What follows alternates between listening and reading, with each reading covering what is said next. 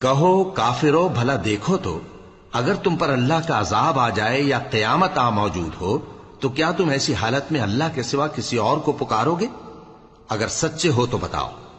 نہیں، بلکہ مصیبت کے وقت تم اسی کو پکارتے ہو، تو جس دکھ کے لیے اسے پکارتے ہو وہ اگر چاہتا ہے تو اس کو دور کر دیتا ہے، اور جن کو تم شریک بناتے ہو اس وقت انہیں بھول جاتے ہو۔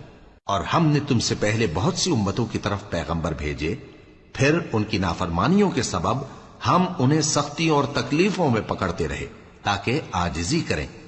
تو جب ان پر ہمارا عذاب آتا رہا وہ کیوں نہیں عاجزی کرتے رہے، مگر ان کے تو دل ہی سخت ہو گئے تھے، اور جو کام وہ کرتے تھے شیطان ان کو ان کی نظروں میں آراستہ کر دکھاتا تھا۔ پھر جب انہوں نے اس نصیحت کو جو ان کو کی گئی تھی فراموش کر دیا تو ہم نے ان پر ہر چیز کے دروازے کھول دیے، یہاں تک کہ جب ان چیزوں سے جو ان کو دی گئی تھی خوب خوش ہو گئے تو ہم نے ان کو ناگہاں پکڑ لیا، اور وہ اس وقت مایوس ہو کر رہ گئے۔ غرض ظالم لوگوں کی جڑ کاٹ دی گئی، اور سب تعریف اللہ رب العالمین ہی کے لیے ہے۔